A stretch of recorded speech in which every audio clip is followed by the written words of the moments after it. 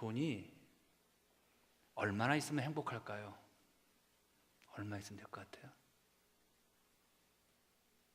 10억에서 5억 사이라고 말합니다. 10억. 이제 달러로 계산을 해보니까 저는 못하겠더라고요. 10억에서 50억 사이가 도대체 얼마나 큰 돈인지. 그렇게 말한 사람이 40.6%의 그 사람들 가운데 39.25%가 10억에서 50억이라고 말을 합니다. 근데 전문가들이, 행복을 연구하는 그 전문가들이 글이라든지 그들이 말하는 것들을 읽어보면요, 사람의 행복은 소득의 상관관계는 우리가 생각하는 것만큼 같지 않다는 겁니다. 그분들이 말한 이야기는 이렇습니다. 그 전문가들이, 우리가 월 수입 400만 원까지는요, 돈이 막 벌릴수록 행복이 돈 버는 것만큼 속도가 붙는데요. 그런데 400만 원 이상을 벌기 시작하면요, 돈 버는 속도가 떨어진대요. 그러니까 400만 원 막 벌 때는 막 행복이 막 따라오는데 400만 원 넘어서부터는요, 돈을 막 벌어도 뭐 1000만 원, 뭐 5천만 원 한 달에 벌어도 그 행복이, 가속력이 붙지 않는다고 말을 해요. 왜 그럴까요? 여러분은 어떻게 생각하세요? 제가 보았을 때는 그렇습니다. 사람들이 더 많은 돈을 벌기 위해서 그 노력하는 과정에서, 어차피 돈을 많이 벌려면 시간을 투자해야 되는 거 아닙니까? 그 많은 시간을 투자하기 때문에 사랑하는 가족과의 관계와 주변의 친한 친구들과의 관계와 정말 만나야 될 사람들과의 소중한 관계가 소원해지기 때문에 그들이 주는 그 행복은 누리지 못한다는 거예요. 그러니까 중요한 것들을 잃거나 포기해야 될 것들이 너무 많다는 거예요. 자, 이렇게 두 가지 보고서가 이제 발표를 됐습니다. 그렇다면 현명한 사람들이라면 어디를 선택을 해야 될까요? 예, 목사님, 돈 벌어야죠. 아니면 돈에 대한 관심보다는 좀 더 제가 행복을,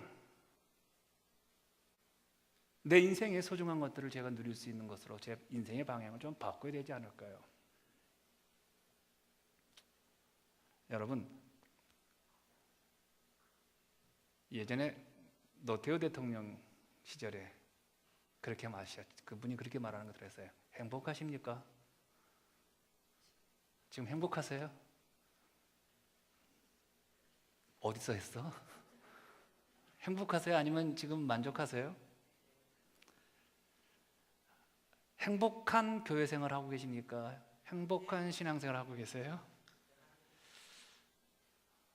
제가 목회를 하면서요, 몇 년 전, 한 3년 전부터 제가, 아니 2년 전부터 온 것 같아요. 3년과 2년 사이에 제가 목회의 방향을 확 바꿔버렸습니다. 그것은 새로운 신자보다 좀 더 우리 교회 들어온 성도들을 먼저 행복하게 해주는 목회를 한번 먼저 거기에 관심을 가져야 되겠다. 지금 여러분들에게 제가 좀 더 만족을 주는 메시지와 만족을 주는 교회 프로그램과 만족을 주는 교회 환경을 만들어서 여러분들이 이 교회에서 좀 더 행복한 신앙생활, 어느 교회에서 신앙생활하든 이 교회에 와서 신앙생활 여러분들이 좀 더 만족했으면 좋겠다라는 생각으로 제가 패러다임이 바뀌었어요. 교인 수가 많든 적든 제가 그렇게 된 이유가 있습니다. 이곳에서 목회하면서 제가 겪었던 성도들의 모습 때문에 그렇습니다. 제가 만난 성도들, 제가 지난 10년간 이 교회에서 만난 성도들 아마 1000명이 넘을 거예요. 꽤. 과연 그분들은 행복하고, 아니 그리고 오늘 저와 함께 교회를 섬기는 여러분들은 행복하고 건강한 신앙생활을 누리고 살아가고 있을까를 생각을 해봅니다. 근데 불행하게도 제가 경험한 수많은 사람들, 많은 신자들이 구원의 감격과 감사를 실천으로 이어나가야 되는데, 그 신앙이 예수님까지 자라가야 되는데, 이를 위해서 훈련과 선택, 희생, 연습, 이게 필수인데 어떤 날은 막 올라가고 어떤 날은 막 떨어지는 그런 그래프가요, 너무 산만하게 그려져 있는 분들이 너무 많다는 거예요. 높고 낮음이 너무 확연하게 구분되는 신앙, 그런 성도들이 너무나 많이 보았다는 겁니다. 신자로서 변화가 매일 일어나야 하는데, 신자라면 자신의 문제에 너무 연연해가지고 늘 자신의 기분과 일을 앞세우기보다는 내 영혼이 잘된 같이 범사가 잘 되는 것에 목표를 맞춰야 되는데, 많은 성도들은 교회에서 나오고 봉사도 잘하지만 신자의 가장 아름다운 의미적인 어떤 삶으로서 복음 앞에 제대로 서 있는 성도들이 생각보다 그리 많지 않다는 것을 제가 많이 경험하게 되어집니다. 늘 힘들다, 어렵다, 이것이 문제다, 이것이 안 된다, 저것이 문제다 라고 하소연은 많이 하는데, 정작 우리에게 주어진 복음의 권능, 성령의 능력, 십자가의 그 총을 가지고 세상을 향해서 어떻게 나에게 주어진 가정, 나에게 주어진 직장을 어떻게 내 주변에 있는 사람들을 변화시킬 것인가는요, 그분들을 향해서 복음의 총을 쏴 그 준비가 전혀 안 돼 있고 총을 쏠 수 있는 사람들이 그렇게 많지 않다는 거예요. 생각보다 기존 신자들이 신앙의 수준이, 신앙의 성숙도가 오늘날 낮다는데, 제가 겪어본 성도들을, 그래서 제가 이렇게 한번 바꿔봅니다. 또한 성경에서 보면요, 바울의 서신서가 있습니다. 바울의 서신서 대부분이요, 새 신자를 향해서 쓴 책이 아니라 기존 신자들을 향해서 쓴 책들이 대부분이라는 거예요. 로마서 1장 15절에 이렇게 고백을 합니다. 그러므로 나는 할 수 있는 대로 로마에 있는 너희에게도 복음 전하기를 원하노라. 로마에 있는 너희에게도, 여기서 말하는 로마에 있는 너희는 이미 바울 선생이 로마에 가기 이전에 이미 세워진 교회입니다. 그곳의 신앙생활은 그분들에게 복음을 전한다는 게, 복음이란 뭘 말합니까? 복음의 가장 기본적인 것은 하나님의 아들 예수 그리스도가 이 땅에 오셔서 인간의 몸을 입고 오셔서 우리를 위해서 죽으시고 십자가에서 3일 만에 부활하셨다, 이거를 알려주게 간다는 거예요. 이미 그분들 들으셨어요, 그 얘기요. 그런데 그 문제를 위해서, 그거를 알려주기 위해서 내가 로마에 가겠다는 거예요. 또한 18절에 이렇게 말합니다. 먼저 내가 예수 그리스도로 말미암아 너희 모든 사람에 관하여 내 하나님께 감사함은 너희 믿음이 온 세상에 전파됨이로다.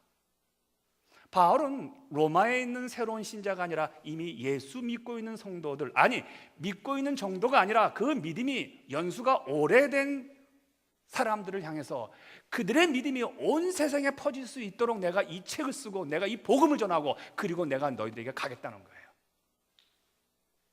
바울의 마음 가운데는요, 기존의 성도들이 좀 더 변화가 되어서 세상을 향해서 그리스도의 복음을 전하는 자들이 되었으면 하는 소망이 있었다는 거예요. 왜 바울에게 이런 마음이 생겼을까요? 제가 이런 질문을 해봅니다. 여러분도 한번 답해 보세요. 말씀 앞에서 가장 순수하지 못한 사람들이 어떤 사람들일까요? 오늘 제가 지금 설교를 하는데 이 설교 앞에서 가장 순수하지 못한 사람들이, 첫 번째로 저는 목사라고 생각을 합니다. 목사들은 말씀 앞에 순수하지 못하다는 의미는요, 나쁜 의미가 아니라, 안 좋은 의미가 아니라 바로 이런 직업적인 의미 때문에 그렇습니다. 목사님들은 늘 하나님 말씀을 자신에게 적용하기보다는요, 설교를 위해서 해석을 하겠다는 의무감이 앞서기 때문에 말씀 앞에 순수하지가 못해요. 이 말씀 어떻게 성도들에게 전할 수 있을까? 두 번째는요, 교회에 오래 출석한 성도들이라고 생각을 합니다. 하나님 말씀에 대해서요, 여러 번, 아니 수십 번 들었던 성도들은요, 항상 이렇게 생각합니다. 저 말씀 옛날에 들었던 건데, 저 말씀 옛날에 이렇게 얘기했던 것 같은데 라고 하면서 시간이 갈수록 그 말씀 앞에 더 겸손해지고 성화되고 성숙한 믿음이 되었는데, 말씀 대함이 자신의 습관에 따라서 건성으로 말씀을 듣습니다. 말씀이 내 심장으로 안 들어와요. 여러분, 예수님께서 중요한 순간마다 제자들에게 하신 말씀이 있습니다. 그게 뭐냐면요, 깨어 있으랍니다. 아주 중요한 순간마다 깨어 있으라고 말을 합니다.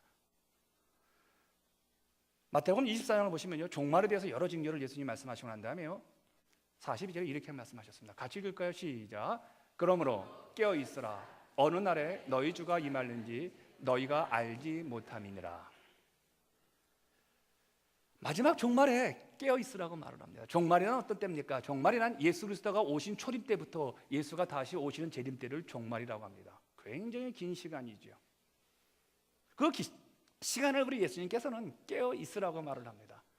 또한 우리 예수님께서 마지막으로 이 땅에서 기도하시고 십자가를 지시기 전날 밤에 우리 주님께서 겟세마네 동산에서 기도하시면서 예수님의 제자들에게 하신 말씀이 26장 21절에서 이렇게 소개됩니다. 같이 읽을까요? 시작. 시험에 들지 않게 깨어 있어 기도하라. 마음에는 원이로되 육신이 약하도다 하시고. 그러니까 시험에 들지 않게 깨어 있으라고 말합니다. 왜냐하면 예수 그리스도가 승천하시고, 아니 예수 그리스도가 십자가에서 죽으시고 난 다음에 그들에게 임하는 여러 가지 환란이 옵니다. 여러 가지 사단의 시험이 있습니다. 그럴 때 기도하지 않으면 다 넘어간다는 거예요. 그러니까 성경은 이렇게 말합니다. 저 사람이 시험 들었어, 저 사람이 문제가 생겼어, 저 사람이 불평하고, 저 사람이 무언가 안 좋은 일이 발생해서 딱 얘기합니다. 기도 안 했기 때문이라고요. 아니, 목사님 너무 심하지 않습니까? 예, 심할 수 있습니다. 그러나 여러분, 데살로니가전서에 보시면 이렇게 말씀합니다. 쉬지 말고 기도하라. 여러분, 숨을 멈추면 몇 분까지 버틸 수 있다고 생각합니까? 우리 두 사람씩 나와서 한번 숨 멈추기 한번 시합을 해볼까요? 자, 지금부터 합니다. 저랑 한번요. 자, 한번 내품고 딱 멈추는 겁니다. 시작.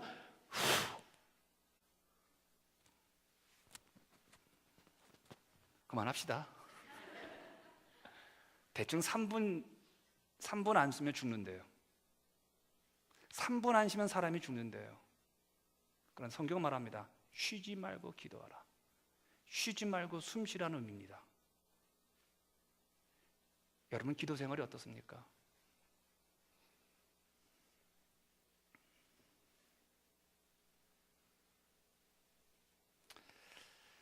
쉬지 말고 기도하라는데 우리는 3분 숨을 안 쉬며 죽는 우리 인생인데, 우리는 기도하지 않으면 죽는 신자들인데, 오늘날 기도가 나이 든 분들 몇 분이 하는 뒷방 골방으로 기도가 옮겨져 버렸어요. 기도를 강조하면 광신자고 너무들 기도를 안 해요. 하루에 여러분들 기도 생활 얼마나 하세요? 어느 통계를 보니까 성도들이요, 하루에 10분 이상 하는 성도들이요 10%도 안 된대요. 여러분, 10분 이상 기도하는 성도들이 우리 이 가운데요 그렇게 많지 않다는 거예요. 깨어 있는 것은 기도하는 거거든요.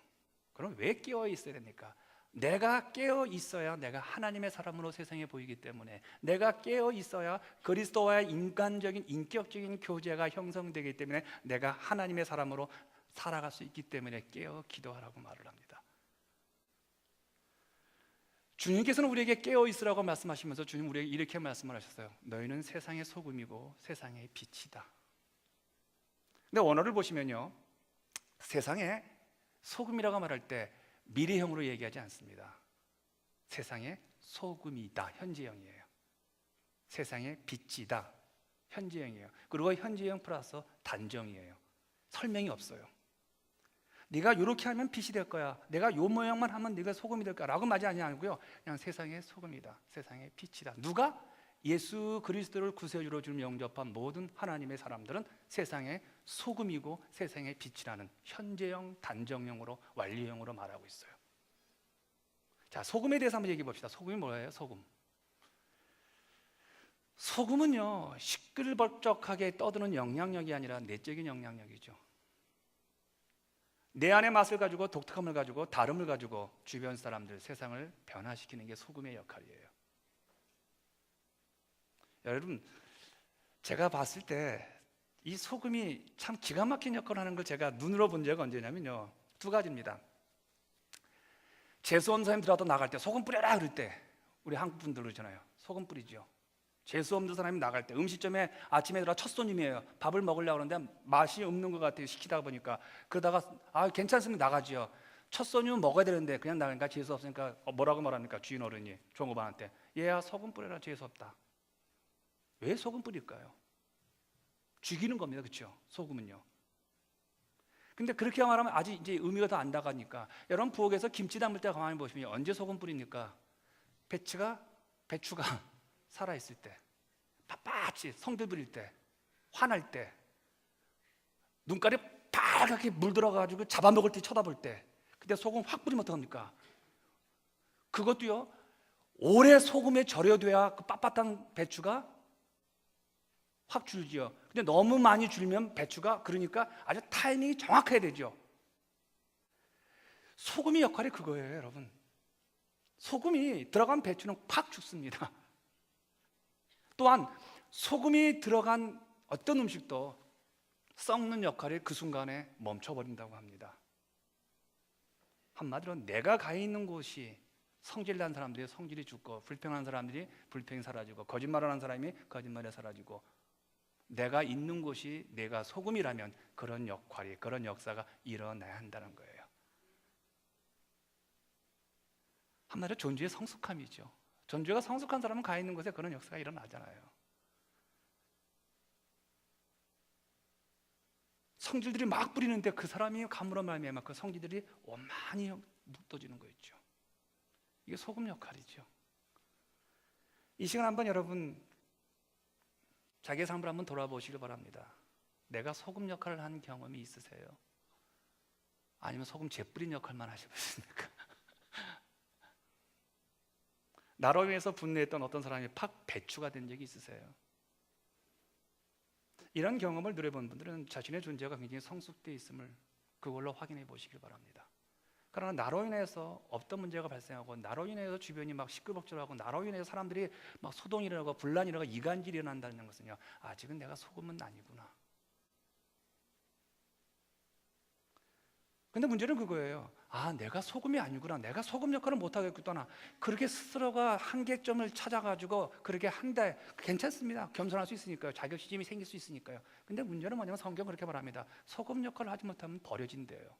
근데 버려지는 것도 괜찮아요. 저는 그렇게 생각합니다. 근데 사람이 밟고 다닌대요. 무시당한대요. 난 이건 싫어요. 저는 세상에 제일 비참한 사람이 사람들한테 무시당하는 사람이라고 생각해요. 저는 세상에 제일 비겁한 게 교회가 무시당하는 거예요. 저는 제가 제일 속상한 게 무시당하는 교회, 무시당하는 성도들, 무시당하는 목사들. 전 물론 우리 실수로 인하여서 그럴 수 있겠지만요. 그러나 그렇지 않은 것으로 인해서 무시당할 때 참 가슴 아프죠. 어떻게 우리가 소금 역할을 잘하는 내적 성숙도, 좀 성숙한 사람, 내가 있는 곳이 화평이 일어나고 내가 있는 곳이 이간질 됐던 사람들이 한마음이 되어지고 내가 있는 곳이 어떻게 사람들의 마음들이 하나가 될 수 있는 그 소금 역할을 어떻게 할 수 있을까요? 여러분 처음 주님을 만났던 그 자리로 한번 돌아가 보세요. 제가 보았던 아름다운 영화입니다. 제목은 안 합니다. 그거 하면 여러분 많이들 보시니까. 영화를 보는 거 아닙니다. 저만 보는 겁니다. 영화는요. 근데 그 영화에서 보시면요, 참 아름답게 연애를 했던 두 사람이요, 싸움질 일어나면요 꼭 두 사람이 시간을 두어서 나갑니다. 그런데 그 두 사람이 어디를 가냐면요, 자기들이 처음 만났던 그 자리에 벤치에 갑니다. 그럼 남자가 앉아 있어서 그때를 기억하는 거예요. 근데 어느 순간에 누군가 자기 옆에 앉아요. 누굴까요? 여자예요. 우리가 인생을 살아가면서요, 우리 마음 가운데 하나님의 은혜와 우리가 신앙생활하면서 우리 마음 가운데 온전하지 못한 것들이 들어왔을 때 여러분 꼭 기억하십시오. 내가 처음 주님을 만났던 그 자리와 내가 처음 주님을 만났던 그 모습, 그곳, 그리고 그 느낌, 그 분위기, 그 십자가의 그 막 나한테 넘어오는 그런 어떤 그 환경을 여러분들 한번 추억해 보시고 그 처음 자리로 한번 가보시기를 바랍니다. 내가 인생을 살아가면서 가장 행복했던 순간이 언제일까요? 저는 제가 신앙생활하면서 제일 행복했던 순간은요, 제가 태어나는 순간도 아니요, 제가 결혼했던 순간도 아니요, 제가 여러분을 만났던 순간도 아니요, 제가 학위를 받았던 순간도 아니요, 제가 가장 돈 많이 벌었던 순간도 아니요, 제가 대학 교수 학생들 뭐 몇백 명을 낳던 그 순간도 아니요, 내가 예수 그리스도를 십자가로 내 인격도 내가 정말 내가 예수가 필요한 분이요, 그분이 내 안에 들어오셨구나, 그 순간이에요. 그날처럼 제가 행복했던 순간은 없어요. 희죽희죽 웃었어요. 그로부터 몇 달 후냐 미친놈처럼 복음 전했어요. 제가 몇 번 간증했잖아요. 여러분 반포라는 동네에서요 북치고 예수 믿으세요 못해요. 미친놈 잡아가요. 제가 몇 번 잡아갔어요. 파출소예요. 제가 가기만 하면 너 또 왔냐? 그만 좀 해라 그랬어요. 생각해 보세요. 저 그 당시 참 잘생겼습니다. 키도 크고요. 안 믿으시는데 사진 보여드릴까요? 굉장히 속상하네. 그런 사람이요, 북치고 한번 가보세요. 예수 믿으세요, 애들아. 여러분 예수 믿으세요. 당시 1980년대 초에는 반포라는 동네가요, 가장 잘 사는 사람들이 사는 동네였습니다. 아파트가 5층 아파트인데요. 저는 그때가 지금도 그리워져요. 가끔 제가 신앙에 어떤 열정이 사라질 때 저는 그때를 회상해 봅니다. 그때 일주일에 한 번씩 꼭 금식기도 하고요, 일주일에 한 번씩 철야 기도도 하고요.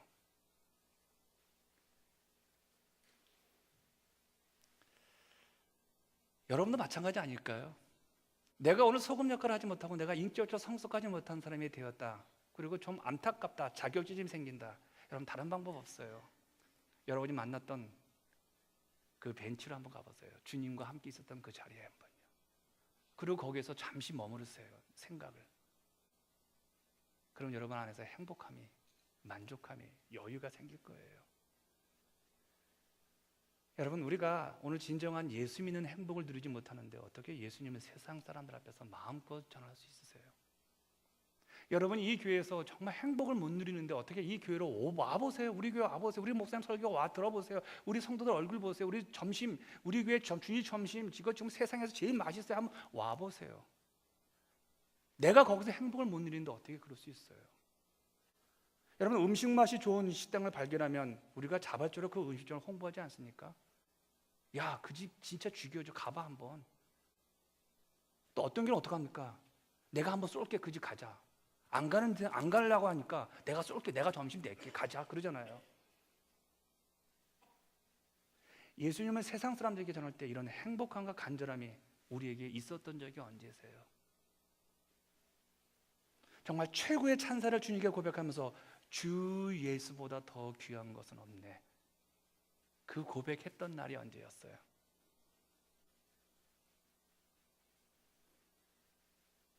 그렇게 마음껏 예수의 이름을 불렀던 그 과거로 한번 돌아가 보세요. 물론 첫사랑은 첫사랑이에요. 저는 첫사랑을 하지 않고 처음 자리라고 말하는 거예요. 그래서요, 그 자리로 한번 가보세요. 내가 행복한 신앙생활을 한다면 당연히 할 수 있는 말이 이겁니다. 예수님 믿으세요. 저희 교회 와보세요. 그게 소금이에요. 그게 내적인 평안과 내적인 건강함이죠. 그래서 여러분, 우리가 소금으로서의 성숙한 인생을 살기 위해서 해야 할 첫 번째 게 있다면요, 먼저 주님의 사랑을 한번 기억해 보세요. 요즘 이런 생각을 합니다. 교회가 좀 더 힐링이 필요하지 않겠는가. 그래서 제가 상처는 선물이다 시리즈를 했는데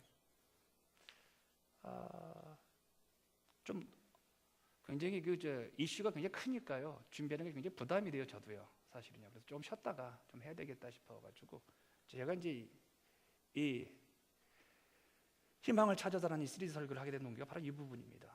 교회가 좀 더 힐링이 필요하지 않겠는가라는 겁니다. 그럼 교회가 힐링이 필요하다는 얘기는 무슨 뜻일까요? 주님의 만져주심이죠. 터치입니다. 티파니 필드가 쓴 터치라는 책이 있습니다. 그 책에 소개된 이야기인데 재미난 이야기가 하나 있습니다. 2차 대전 기간 가운데인데 강이 하나 있다면요, 강을 가운데 두고 이쪽에 고아원이 하나 있고 이쪽에 고아원이 하나 있습니다. 근데 왼쪽에 있는 고아원은요, 연합군이 지원을 하고 있습니다.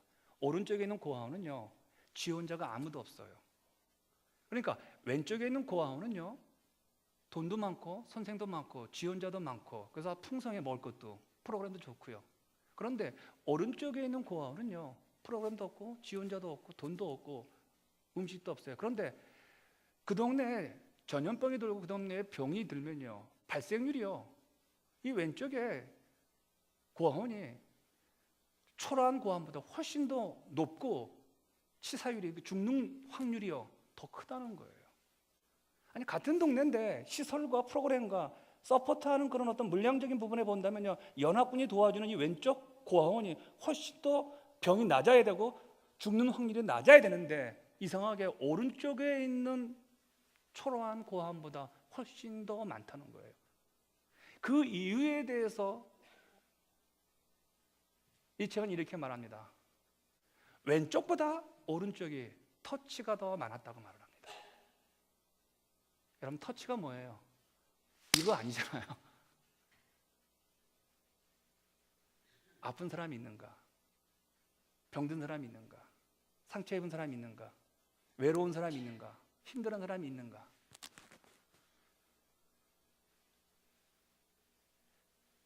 근데 문제는 그겁니다. 사람이란 내가 아프고 내가 힘들고 내가 어려우면요, 주변이 안 보여요. 또한 문제는 이겁니다. 내가 아프고 내가 힘들고 내가 불평이 있고 내 안에 온갖 더러운 것이 차 있으면요, 주변도 그렇게 보여요. 그 참 희한해요.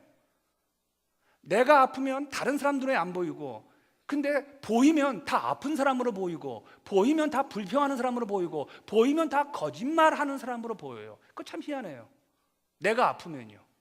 그런데 내 아픔이 치유가 일어나고 내 아픔이 회복이 되어지면 주변 사람들이 다 행복해 보이고, 주변 사람들이 다 건강해 보이고, 주변 사람들이 다 신나 보인다는 거예요. 문제는 뭘까요? 내 영혼이라는 거예요. 내 마음이라는 거예요. 그래서 성경이 이렇게 말합니다. 내 영혼이 잘된 같이 범사가 잘 된다고요.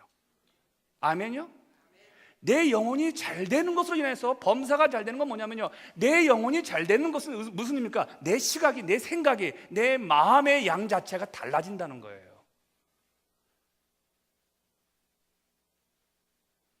그러니까 우리의 영혼 가운데 성령의 터치, 그리스도의 피 흘리심이 한 번 더 우리 가운데 임하는 것은 제가 얘기하지 않습니다. 중요한 것은요, 그 의미가 내 안에서 새롭게 거듭날 수 있도록요, 우리의 마음을 계속 개간할 필요가 있다는 거죠.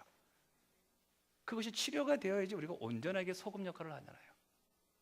그게 안 되면요, 소금 들어가도 배추가 계속 뻣뻣해져요. 그리고 배추가 기분 나빠서 토해요. 그래서 그 배추 먹으면요, 설사해요.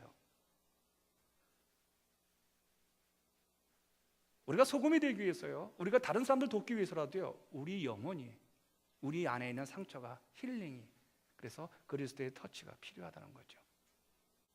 두 번째는요, 주님을 향한 나의 마음, 여러분 한번 점검해 보세요.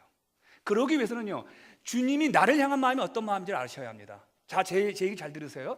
자, 내가 주님을 향한 나의 마음이 어떠해야 되는 것은요, 주님이 나를 어떻게 생각하는 거에 의해서 내 마음도 정해지잖아요. 보통 사람이랑 관계가 그렇잖아요. 내가 이 사람을 사랑할까 좋아할까, 그 얘기 뭡니까? 저 사람이 나를 좋아하면 내가 좋아해 주잖아요. 마찬가지로 내가 주님을 사랑하고 내가 주님을 소망하는 내 마음이 어떤 기준이냐, 어떤 마음이냐 오늘 알고 싶다면요, 여러분 거꾸로 주님은 나를 어떤 마음으로, 어떤 자세로 나를 대하고 있느냐를 보셔야 합니다. 성경은 66권, 이 바이블은 뭐라고 말합니까? 주님은 그 마음 가운데 우리를 사랑하신대요. 아멘요? 주님의 마음은 여러분들을 사랑하신대요. 아멘요?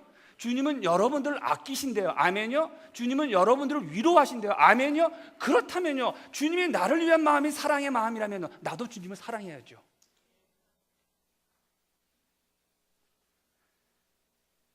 우리 첫사랑은 그거예요. 우리가 회복이 된다는 것은요, 회복돼야지 안 돼요. 여러분, 저분이 나를 어떻게 생각하실까의 근거에 의해서.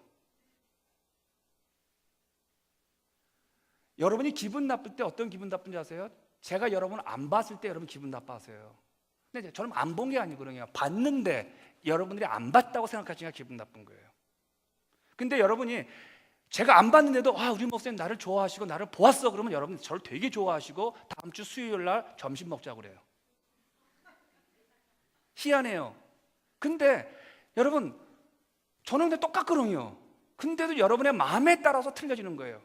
그럼 여러분의 마음을 바꿀 수 있는 게 뭐예요? 우리의 목사님은 우리를 좋아하시고 우리의 목사님은 우리를 위해서 목숨을 거시는 분이야 라고 생각하신다면 여러분도 저한테 목숨 걸 수 있죠. 아멘, 노멘. 이야, 목숨이 귀하긴 귀하네요. 한국교회 성자라고 불리는 한경진 목사님의 일화입니다. 우리 한 목사님 영락교회를 은퇴하시고 난 다음에 남한산성에 조그만 터밭을 하시면서 그 남한산성에 가서 집을, 오두막집 비슷한 집을 지시고 사셨어요. 참 대단한 분이시죠.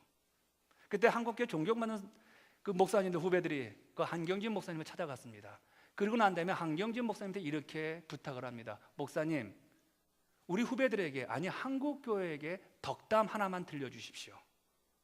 아주 좋은 얘기, 정말 진리와 같은 거, 그러자 우리 한경진 목사님이 이렇게 대답했다고 합니다. 목사님들, 예수 잘 믿으시길 바랍니다. 전 이 말이 지금도 저는 가슴이 막 웅덩웅덩거려요.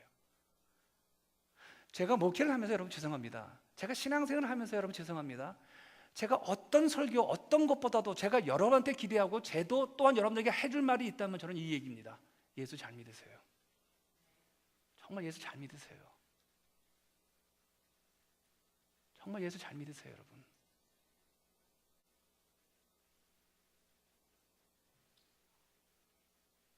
오늘날 한국교회가 위기를 만났다라고 합니다.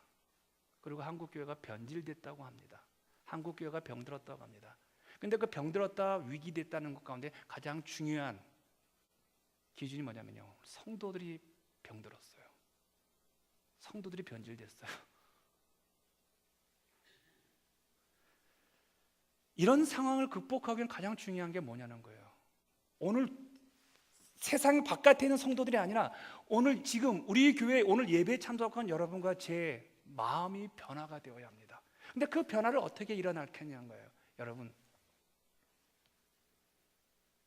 주님의 사랑에 드러나는 삶을 살아가시길 바랍니다. 예수 잘 믿으세요. 교회 잘 다니란 말 아니에요, 여러분들. 교회 봉사 잘하는 말 아니에요. 그것도 참 중요하지만 더 중요한 것은요, 우리의 구원자이시고 여러분과 제가 마지막 날 죽음의 강을 건널 때 여기 있는 양 목사도, 여러분의 남편도, 여러분의 자녀들도, 그리고 여러분의 주변에 어느 누구도 같이 건널 수 없는 그 죽음의 강을 우리 예수님과 함께 건너시는 그 예수를 잘 믿으시길 바랍니다. 그분밖에 없어요. 그 예수님을 잘 믿게 되어지면요, 우리 안에 모든 일들이, 우리 안에 모든 상처들이 회복이 되어지게 되어지죠. 또 한 가지입니다. 우리가 소금처럼 인생을 살기 위해서는요, 늘 처음 예수를 내가 믿었던 그 모습으로 우리 예수님과 함께 동행하셔야 합니다. 여러분, 성도의 변하지 않는 모습이 어떨 걸까요? 성도의 변하지 않는 가장 중요한 기준이 뭐냐면 이게 순종입니다. 순종. 순종 말고는 성도를 죄 수 있는 게 없어요, 여러분요. 예수를 오래 믿었지만 교회 생활이 깊어도 처음 신앙생활하는 사람처럼 어린아이처럼 순전하게 주님 손잡고 자라가는 그 모습이 가장 아름다운 성도의 모습이죠. 순종이 뭘까요? 내 생각 내려놓고 하나님 생각을 받아들이는 거잖아요. 여러분, 그렇다면 순종은 내 계산이 아니라 하나님의 계산이죠. 내 계산으로 봤을 때는 순종할 수 없어요. 내 계산으로 봤을 때는요, 하나님 쪽을 선택할 수 없어요. 그러나 하나님의 계산은 어떻습니까? 이거는 우리의 계산은 다르잖아요. 인간의 계산은 내가 노력한 것만큼의 열매가 맺혀지죠. 그러나 하나님의 계산은요, 일이 들어갔는데 일간은 아웃풋이 1이면요 인간은 1밖에 안 나옵니다. 인풋이 1이면요 1밖에 안 나와요. 조금 운 좋아서 2가 나올 수 있겠죠, 아웃풋이요. 근데 하나님은 1이 들어가는데 많이 되어집니다. 하나님은 2이 들어가는데 억이 되어집니다. 상상할 수 없는 계산이 하나님의 계산이라는 거예요. 그게 순종이라는 거예요. 자, 내 계산과 내 방법대로는 이게 맞아요. 그런데 이 방법대로 해서는 여러분이 하나 올라가지만 하나님의 방법을 내가 선택해서 순종하게 되면 여러분, 그 다음에 뭔지 아세요? 그게 비약이라고 말합니다. 비약이란 이 동네에서 이 동네로 옮겨가서 새롭게 사는 것을 말해요. 신앙은 비약이에요. 그것은 어떻게 살까요? 어떤 게 비약일까요? 하나님 말씀에 순종해서 하나님의 선택과 하나님의 방법을 내가 택하는 거죠. 따라서 우리가 소금이라는 말은요, 신앙은 이론이 아니라 삶으로 증명된다는 그 이야기겠죠. 요즘 불교 서적이요 굉장히 유행하고 있어요, 한국 사회에. 그다음에 스님들이요 신문 그 칼럼을 이제 여론을 주도해요. 목사님들이 이제 칼럼 거의 안 받아줘요, 신문사에서요. 요 이민교회에서나 이민사회에서나 목사님들 칼럼들 뭐 신문 보면, 한글 보면 뭐 목사님들 매주 나오시잖아요. 한국은 이미 사라져 버렸어요. 스님들 책이, 그 승려들이 엄청나게 활약을 하고 있습니다. 왜 그럴까? 제가 가서 승려들 책을 좀 읽어봤습니다. 그분들의 글을 좀 읽어봤어요. 칼럼들을요. 딱 하나예요. 그건 뭐냐면요, 현대인들은요 어떤 종교를 통해서 이론, 가치 체계를 배우는 게 아니라 그 종교를 통해서 변화된 삶의 이야기를 듣고 싶어요. 삶의 능력을 보고 싶어요. 근데 우리 기독교는요, 어느 순간부터요, 논리만 얘기해요. 가치 체계만 얘기해요. 신념만 얘기해요. 옳고 그름만 얘기해요. 이거는 안 되고 이건 되고, 늘 이런 얘기가 어느 순간부터 기독교가, 그래서 기독교는 뭐 논리적인 거, 어떤 그런 철학적인 얘기가 주가 되고 있다는 거예요. 그런데 여러분, 지금부터 1970년대, 지금부터 1970년대 이전에 한국계 우리 어른들이 예수를 믿었던 그 시기에는요, 이론 없었어요. 신학 박사 없었어요. 그런데 그 시절에는 뭐냐면 2%의 기독교인들이 한국 사회를 변화시켜서 고아원, 대학교 다 크리스찬들이 만들었어요. 그건 이론 아니잖아요. 내 수중에 돈 있는 거 하나님의 나라를 위해서 다 헌신했더니 그것이 고아원이 만들어지고, 그것이 양로원이 만들어지고, 그것이 대학이 만들어진 거야. 그럴 때 많은 사람들이 그 학교를 통해서 그들이 뭐라고 말합니까? 하나님을 위해 살자라고 산다는데 무수하게 나온 거예요. 근데 80년대 90년대부터 교회가 증축되기 시작하면서요, 교회가 성경 공부가 진행되기 시작부터요, 사람들이 옳고 그름이 따지기 시작하는 거예요. 너 죄인이지. 죄인이니까 예수 믿는 거 아니에요. 교회가 서로를 정죄하고 서로를, 다시 말한다면요, 내가 변화된 삶으로 말미암아 정죄받아야 될 그 사람에게 변화를 주는 게 아니라 지적을 해요. 그러다 보니까 지적하는 그 사람에게 우리 뭐라고 합니까? 너는 뭔데? 뭐 잘났다고 네가? 너도 보니까 별로가 아닌데 넌 더 나쁜 놈 아니야? 라고 하니까 교회 안에서 어떤 일이 납니까? 옳고 그른가? 그러니까 교회가 항상 문제가 문란이 일어나고, 교회가 항상 어려움만 가중되기 시작하는 거예요. 어느 한 사람이도 소금의 역할로 말미암아 묵묵히 그 이야기와 그 사건과 어떤 환경 속에서 그리스도 앞에서 자기 역할을 감당했다면요, 그 삶으로서 그리스도 작은 예수의 모습을 보여주었다면요, 우리 한국교회가 오늘의 이 모습은 아니라는 거예요. 다시 돌아가야 됩니다. 한국교회는요, 삶으로 들어가야 합니다. 책이 아니에요, 여러분. 성경 공부가 아니에요. 기도가 아니에요. 오늘 내가 하는 말, 그리고 오늘 내가 하는 행동 속에서 그리스도의 가치 체계가, 그리스도의 신념이 드러나느냐, 그것이 오늘 얼마나 소중한 시대인지 몰라요. 여러분, 이제 기독교가 문제가 있다, 교회가 문제가 있다, 성도가 문제가 있다, 누가 문제가 있다, 그런 질문 이제는 여러분 하지 마셔야 합니다. 왜냐하면요, 여러분 먼저 여러분 주변에 있는 사람들이 한번 이렇게 물어보세요. 내가 믿는 하나님이 진짜 하나님인 거 너 인정하냐고 물어보세요. 멀리도 가지 마세요. 여러분 남편에게 물어보세요. 아내에게 물어보세요. 여보, 내가 믿는 하나님이 진짜인 것 같아? 그러니까 아내가 갑자기 그 질문하니까 남편이 놀랄 거 아니에요. 아, 그 말이 아니라 나보고 하나님 믿겠어? 내가 하는 말과 내가 한 행동을 보고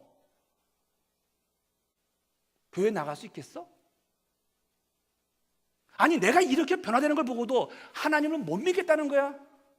라고 여러분이 대답하지 못한다면요, 우리의 모습은 삶이 아닌 그냥 종교 생활이죠. 내 모습을 보고 누군가는 감동하셔야 되잖아요. 내 모습을 보고 누군가는 그래 당신 삶 속에 그리스도가 드러난다. 이게 성도가 세상 가운데 하는 소금의 역할이에요. 물론 우리가 그렇게 삶을 통해서 은근하게 우리가 보이지 않게 말도 또 행동도 은연중에 우리가 그리스도의 향기를 드러내지만, 또 소금 역할로 해서 세상이 썩어지지 않게, 가정이 썩어지지 않게, 교회 안에서 어떤 문제가 해결될 수 있도록 내 역할을 하는 것도 있지만, 또 빛의 역할도 분명히 있을 겁니다. 빛의 역할이요. 빛이란 뭘 말합니까? 빛은 보여주는 거거든요. 근데 빛이라는 걸 뭘 말합니까? 어떤 때는 환하게 비춰줄 때가 있고 어떤 때는 은은하게 비춰줄 때가 있죠. 아무 때나 화날 수는 없잖아요. 아무 때나 그럴 수는 없잖아요. 무슨 얘기입니까?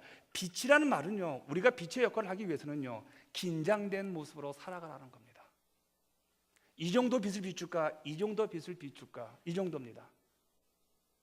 그러니까 내가 빛이 되기 위해서는요, 하나님 앞에서 늘 긴장스러운 모습으로 살아갑니다. 왜냐하면 빛은요, 촛불은요, 여러분요, 빛은요, 배럴가 달다든지 아니면 바람이 불면 이 촛불은 꺼지게 되거든요. 그러니까 이 꺼지지 않기 위해서 항상 긴장감 있게 빛의 강도와 빛의 온도와 빛의 밝기를 갖다가 조절하셔야 되거든요. 그게 얼마나 힘듭니까, 여러분요? 근데 성경은 그렇게 말하고요, 너희는 세상의 빛이다. 여러분, 바이올린이나 기타는요, 줄을 너무 조이면요, 줄이 견디지 못할 때는 끊어져 버립니다. 반면에 줄을 너무 풀어놓으면요, 소리를 제대로 낼 수가 없습니다. 그래서 정말 아름다운 소리를 내기 위해서는요, 이 줄이 적당한 긴장 관계가 형성이 돼야 적당한 소리가 나집니다. 신앙도 마찬가지고 우리가 빚도 마찬가지라는 생각이 들어요. 어떤 사람 너무 긴장해서 아무것도 못하는 사람이 있습니다. 빛의 역할을 전혀 감당을 못하는 분들이 있어요. 또 반면에 긴장을 풀려고 하니까 너무 풀어져서 아무것도 안 움직이려는 사람이 있어요. 너무 긴장하는 사람이면 어떻게 했습니까? 긴장 좀 푸세요라는 게 빛이에요. 또 반면에 긴장을 너무 안 한 사람에게는 어떻게 합니까? 좀 긴장 좀 하세요.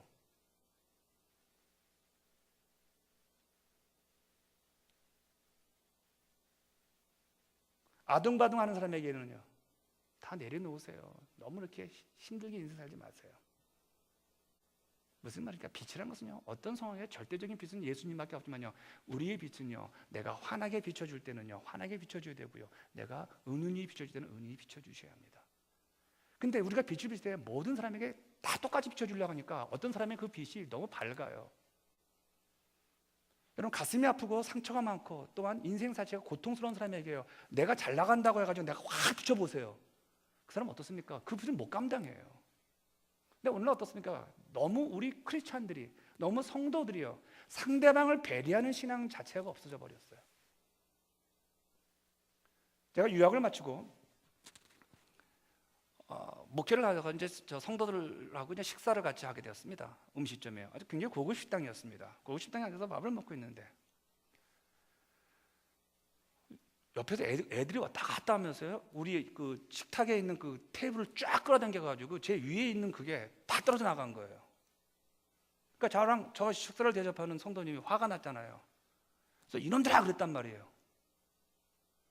그랬더니 그 아이 엄마들 뒤에서 찾아와가지고 애한테 왜 소리 지르냐고 그러더라고요. 그러니까 우리 집사님이 그렇게 말씀하시는 거예요. 아니, 애 교육을 시키셔야죠. 그러니까 뭐라고 말합니까? 애를 잡으면 됩니까? 애는 자유롭게 놀아야죠. 여러분, 노는 곳은 어디예요? 여기 만든 운동장에서 놀아야 돼요.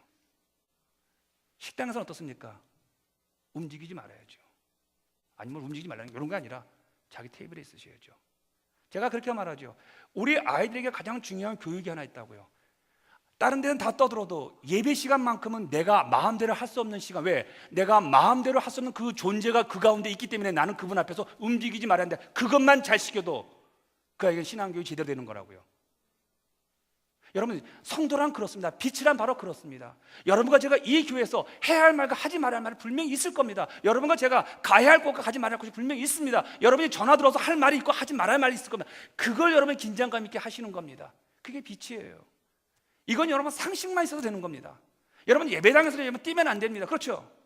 여러분, 교회에서 절대로 불평하면 안 됩니다. 그렇죠? 여러분, 교회에서 결국 사기치면 안 됩니다. 그렇죠? 교회에서 남 얘기하면 안 됩니다. 그렇죠? 교회에서는 그리스도 얘기요, 복음의 얘기요, 하나님 나라 얘기요, 영혼의 얘기요, 잃어버린 영혼의 얘기요, 이런 얘기를 해야 되잖아요. 그런데 교회에서 그런 얘기 하지 않냐고 엉뚱한 얘기하다 뭡니까? 우리는 상식 바깥 사람이 되어버리는 거죠. 그러면 빛의 강도가 없는 거죠. 빛을 조절 못하는 거죠. 그럼 성숙한 사람이 어떤 생기냐는 거야. 성숙한 사람이면 내 빛의 조절을 맞출 수 있는 사람이에요. 죄송합니다. 목회를 하다 보니까요, 이제는 제가 무슨 말을 해야 되고 무슨 말을 하지 말아야 될 것을 제가 나름대로 조절이 가능하더라고요. 20년 전만 해도요, 갑시다 했었어요. 근데 안 가. 뒤에서 뭐라고 하면 너 나가라 그러는 거예요. 교회에서 그런 경우가 있잖아요. 여러분, 갑시다 하다가 가다가 안 따라온다면요, 갑시다 하지 마시고 혼자 가시면 돼요. 그래서 길을 만드시면 돼요. 그렇잖아요. 안 따라온다고 멈출 건 아니잖아요. 내가 길을 만들어 놓으면요, 누군가 그 길을 오게 되었을 때 누군가 물어요. 누가 이 길을 만들었습니까? 라고 말했을 때 뭡니까? 어떤 성도님이 그 길을 만들었어. 그게 빛이잖아요. 빛은 비추어서 가게 만드는 거잖아요. 근데 우리는 어떻습니까? 남이 간 길을 가려고 하는 것도 참 고마운데 남이 간 길조차도 안 가려고 그래요. 그 편한 길도요. 사랑하는 여러분, 성도들에게는 빛의 역할을 해야 되는데 일종의 긴장감이 있어야 됩니다. 신앙생활 하시면서요. 그렇다면 주중에 성경 공부와 주중에 기도회는 왜 필요할까요? 일주일에 한 번밖에, 여러분, 일주일에 한 번 정도 사람이요, 솔직하게 말하면 예배 설교 마치고 나갈 때 제가 인사하면서 오늘 설교 본문이 뭡니까? 아마 이 가운데 90% 이상은 말을 할 겁니다. 그러나 많은 분들은 뭐라고 했더라? 요한계시록 했나 오늘? 창세기 하셨나? 이러실 거예요. 그다음에 식당에 앉아가지고 제가 오늘 한 주제의 내용이 뭔지 아세요? 라면 목사님이 갑시다 할 때 안 따라온다는 거, 뭐 이런 얘기해야지 그 내용 자체가 정리가 안 됐을 거예요. 여러분 왜요? 우리의 기억에는 한계가 있는 건 분명히 인정합니다. 그러나 중요한 게 있습니다. 한계가 있다는 것을 그대로 놔두지 마세요. 사람이란 훈련하고 노력을 하게 되어지잖아요. 사람은 변화가 일어나게 되어집니다. 여러분 우리가 인생을 살아가면서 우리가 신앙생활하면서 왜 그리스도의 장성한 분량까지 우리가 왜 못 간 줄 아세요? 물론 우리의 죄성이 못 가게 되어 있습니다. 그러나 문제는 뭐냐? 우리가 안 움직였다는 거예요. 그 안 움직인 이유가 몇 가지가 있어요. 몸도 약하고 시간도 없고 늙었고 애 때문에 바쁜 게 있어요. 물론 다 인정합니다. 그러나 사람은 안 움직이고 사람은 가만히 있게 되어지면요 자연스럽게 죄성으로 옮겨지게 되어집니다. 제가 이런 말씀하셨죠 여러분요. 죄 짓는 세미나는 세상에 없어요. 거짓말 세미나 들어보셨나요? 거짓말 잘하는 세미나 들어보셨나요? 그런데 여러분요 퀴티는 세미나가 있어요. 바이블은 성경 공부가 있어요. 잘 되는 방법은 세미나가 있어요. 인생은요 잘 되게 하는 것은 훈련으로 잘 되게 하는 것이고요 잘 못 되게 하는 것은 가만히만 있어도 우리는 죄성으로 끌려가게 되어 있어요. 우리가 빛이라는 말은 그 얘기예요. 너를 긴장케 해서 너를 훈련시키라는 거예요. 내가 훈련이 되어야 주변 사람들이 나를 보고 밝음이 무엇인지 그리스도의 향기가 무엇인지 알게 되더라는 거예요. 그렇다면요 빛이 강도가 세지고 오래 가기 위해서는 빛의 공급량이 있어야 돼요. 기름이 필요하다는 거예요. 배터리가 오래 가야 되는데 성경은 빛을 오래 끌기 위해서 빛이 무너지지 않고 바람에 흔들리지 않고 그 빛이 계속 빛을 발하기 위해서 성경은 그 빛에 공급되는 게 말씀이라고 말을 합니다. 말씀을 잘 들으셔야 해요. 말씀의 공급함이 내 안에서 넘쳐야 된다는 거예요. 내 말이 빛은 우리 게 아니니까요. 빛은 그리스도의 것이거든요. 근데 그 그리스도의 것이 드러나기 위해서는요 말씀의 공급량이 우리 가운데 들어오게 되죠. 이제 결론 짓겠습니다 여러분요.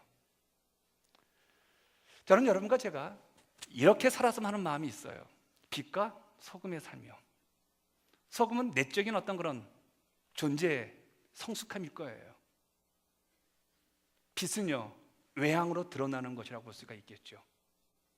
그러면 오늘 이 시대의 기독교인들, 이 시대의 저를 포함한 우리 모두가 그리스도의 빛, 그리스도의 소금이 되어서 세상을 비춰야 되는데 우리 목사님이 소금이 되어주고 우리 목사님이 빛이 되어주셨으면 좋겠습니다라는 것도 중요하지만 오늘 내가 소금이 되고 내가 빛이 되어서 내가 다른 사람보다 더 잘해야 되겠다라는 생각을 품으셔야 그 잘해야겠다는 사람을 통해서 그리스도의 은혜와 그리스도의 영광은 드러나겠죠. 오늘 그렇게 살아가십시다.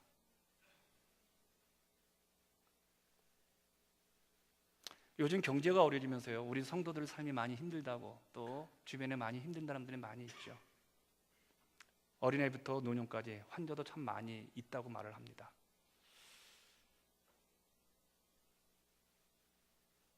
또 경제적으로 또 여러 가지 사건과 상황이 안 좋은 분들의 얘기를 좀 많이 듣습니다. 우리 교회뿐만 아니라 어제는 성도들과 함께 토요 새벽기도 마치고 아침 식사를 하고 있는데 예전에 제가 있었던 교회에 부목사였던 40대 중반의 목사님이 죽었다고 돌아가셨다고 카톡이 왔어요. 아침 새벽 시간에요. 참 괜찮은 친구였어요. 허망하더라고요. 참 좋은 목사였는데 참 좋은 부사역자였거든요. 40대 중반이었습니다. 이렇게 사라지는 게 인생이구나. 전혀 생각지도 못한 사람이 아침에 카톡에 목사님 기도해 주세요.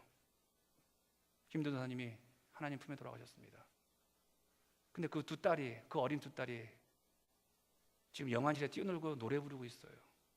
그게 더 아프네요.